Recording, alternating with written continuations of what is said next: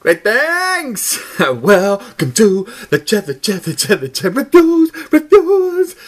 Stop that. There's no singing. Like in the Holy Grail, there's no more singing today. There's no more singing. But I do extend you a hearty greetings on this celebratory issue of the Chair Reviews.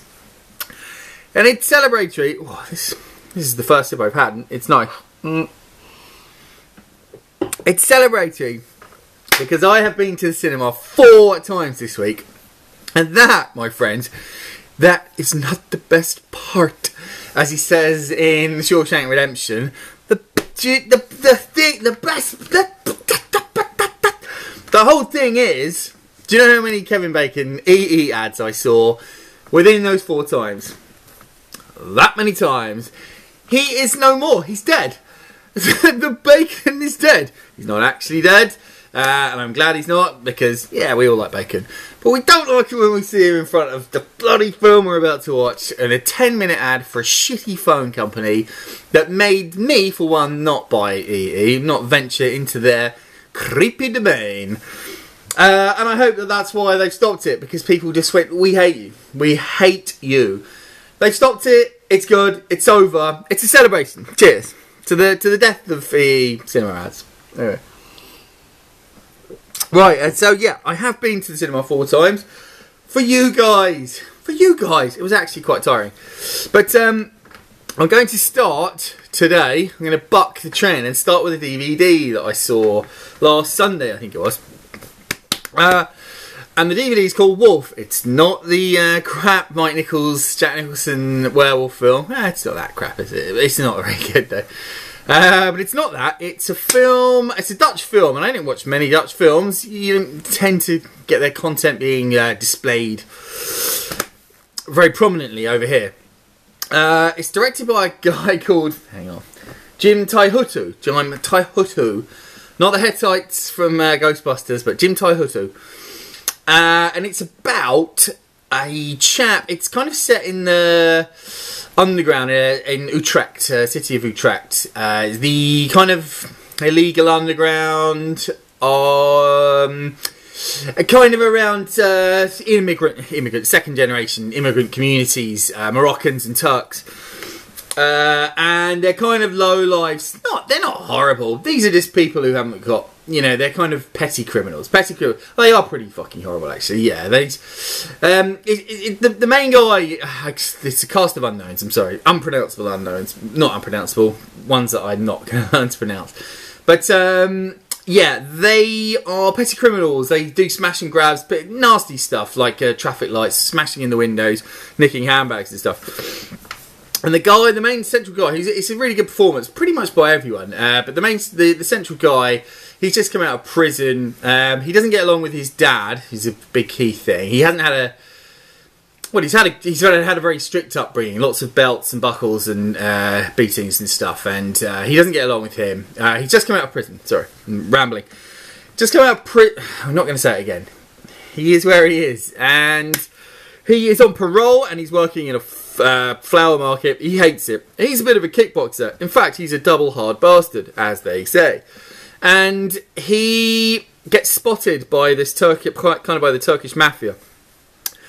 And they kind of put him up to fight. And it's not like a Rocky film. It's not all on that. It's about him, in his society, hanging on street corners. There's a large chunk of Lahane in here, in the DNA. It's shot in black and white, beautiful, pristine black and white, brilliant. It's also got subtitles, but don't be put off, because I'm going to come to what I think of it. But yeah, beautiful picture. Yeah, and it goes through here a few months in his life, or maybe a month, of him kind of going up the ranks. He's really, really good at fighting, and he has a couple of fights, and the Turkish mafia leader, he takes him under his wing to an extent. But things transpire, as they do in films. Boring if they didn't. And yeah, he kind of gets caught in between groups and stuff. He's got this bunch of friends, and they kind of take into some bad yeah, they kind of muck things up for him a little bit. He's a very hard-headed guy, so he's going to muck things up himself in a tradition of that sort of cinema. Really, I won't be told that kind of a guy. But there's, what shall I say? What shall I do? It's a cracking film. Let me just say that. Let's go with that. It's an absolute cracker. I'd hesitated watching it thinking, is this going to be good? It was really, really good. I absolutely loved it. I haven't seen many Dutch films, as I say. Don't know any of these guys. It's beautifully shot. There's one character whose personality changes a little bit too much for my liking. And that, it did gnaw at me quite a bit. But it's a cracking, beautifully shot film. There's some really good stuff in it. The characters are good. The characters are bold. They're not like, he doesn't fall in love with the angel, the hooker with a heart or something. These people are varied. They are realistic, let's say. As much as they will be in the film. But it's an absolute cracker. It's Wolf, and that is from last year, 2014. It might say 2000. No, I'm pretty sure it's 2014, but it's Dutch anyway. Seek it out. I'm giving it 2 thrones. That's a very good start. That's the DVD. That's the only DVD I've watched, actually, because I've been to the cinema so bloody much. A real cracker. A real cracker. Let's press on. 2 thrones. Right. Let's crack on with Wild. Wild, directed by Jean-Marc Vallée, who directed last year's Dallas Buyers Club, which I really, really liked. I found it slightly movie of the week. I find films about disease a little bit tough. Hard to elevate them into the upper echelons for me. Just a personal thing. But this it's got some similar ground really. It starts with Reese Witherspoon, and she is a walking hooker heroin girl who she's a girl who's a bit mixed up, and you start off and she's doing this walk. It's called the Pacific Crest Trail. A walk up the west coast of USA from Mexico to Canada. And I was kind of looking forward to this, but I was sort of trepidatious as well because I've done a bit of walking myself, and it started off with some cracking, loads of little memory things for me, like picking up the rucksack that you actually cannot lift, and you just think, how am I going to carry this on my back? Loads of good things, buying the wrong food, etc., etc. So she's doing this walk, and as it transpires, she's doing it to get rid of a lot of demons. But as I said, she's a bit of an easy girl, and a bit of a drug user, and she basically a tearaway, but slightly going even a little bit further than that. And she's doing this walk to kind of get rid of to redeem herself, I guess, or find herself. It's not that cliche, but to find something. And it goes along, it goes along. She's walking up this trail. She's meeting all these people that she finds along the way. Some real good friends, some interesting folk. Wants to quit all the time. I know what that's like. And then you see through these flashbacks that she was very, very close to her mother, a brilliantly played Laura Dern, who's one of the grand ladies of Hollywood. So I've heard her interviewed, and she's just a star. She's a lovely lady. And you realise that that's what's really cut her up, and that's what's made her the way that she is. And what you get is just this lovely, lovely film about it's a very personal journey. It's a very personal film. I thought it was lovely. The Into the Wild obviously casts a massive shadow over this. It hasn't got that poetic quality, that anti-establishment quality either. And Into the Wild is a better film. But it's really it's the personal journey. The flashbacks to her with her mum feel very intimate. They feel real. They feel there's a warmth. You get everything that they're trying to make you get, that the director's trying to establish, and it very much works. Beautiful scenery throughout, obviously. Some wonderful moments of the thirst and just some wonderful people that she meets. I really, really liked it. I hadn't expected to like it quite as much. Terrific. I would suggest definitely watch it. Oh, I forgot Reese Witherspoon. I was going to pull out the Gremlins cover because she is bloody Stripe from Gremlins with her little chinny chin chin. Yeah, I should say her performance is terrific. I think she is one of the really, I won't say great, but she's one of the actors who could become great because she can turn her hand easily between genres, drama, comedy, and the other genre, the other type, whatever. She's terrific. I really like her in this. She's fans of Skin. She gets in the rollicky buff quite a few times, but I really liked it. I'm going to give that 2 thrones as well. 2 bloody thrones. What a start! Let's go now to Mr. Eastwood's later one. Mr. Eastwood! Mr. Eastwood! Oh, Mr. Eastwood! Bit of Back to the Future 3 there. Clint Eastwood. Hey, appropriate. I didn't even think of that. The new decor. But, yeah, his film, American Sniper. About Chris Kyle, the most lethal sniper in American history. It's a story, it's quite...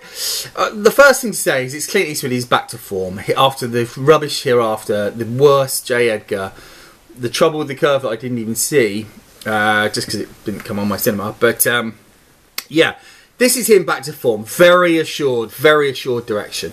It's a story of this guy pretty much from... Oh, you see him when he's a kid and his dad says, you ain't gonna...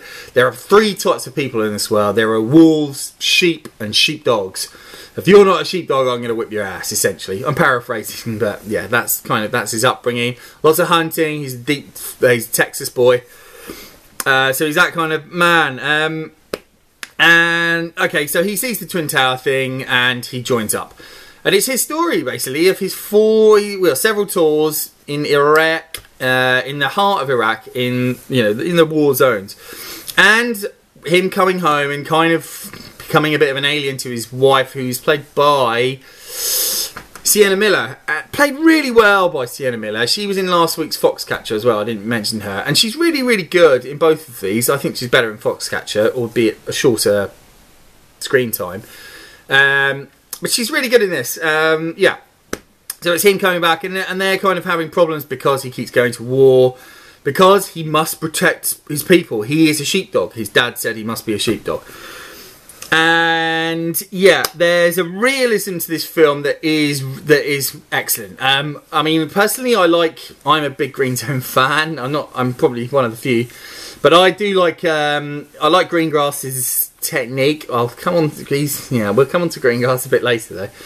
I like his technique. I like his realism. I like the heightened realism of his action films.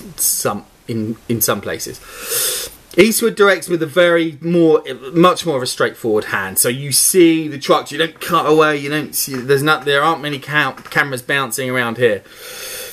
And yeah, the Iraq scenes are terrific. Well, the home scenes are terrific as well, but the Iraq scenes really are. They're very well done. You can feel the military presence. You can feel the weaponry.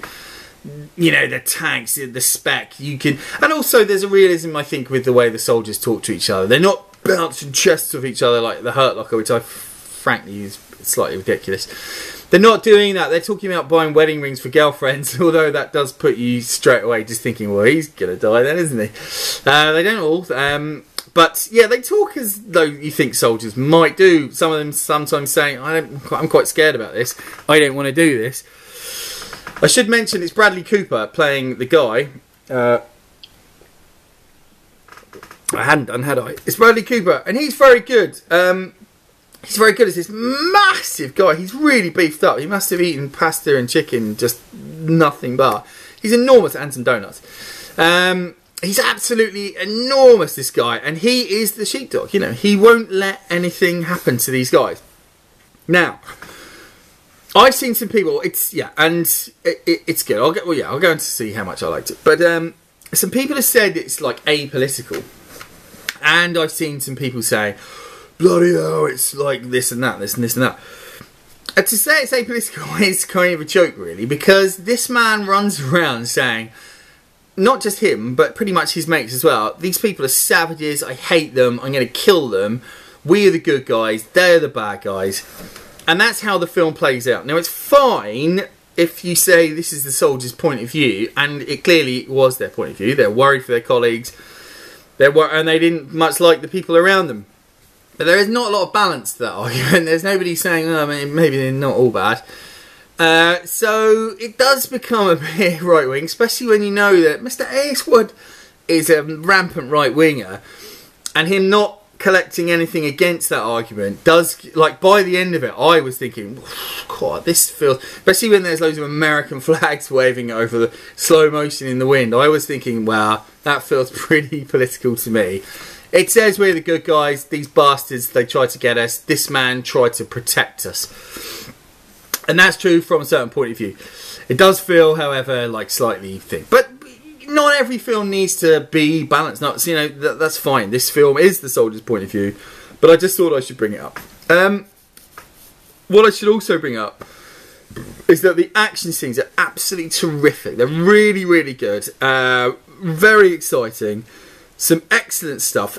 Yeah, I should mention that he kind of gets into this duel with this, what do you call him? Iraqi. He's actually Syrian. But this Syrian guy who is like a equally... I should mention he's a sniper. He's the deadliest sniper. Bradley Cooper's the deadliest sniper. And this Syrian guy is the oppo sniper to him. And you set up this kind of duel.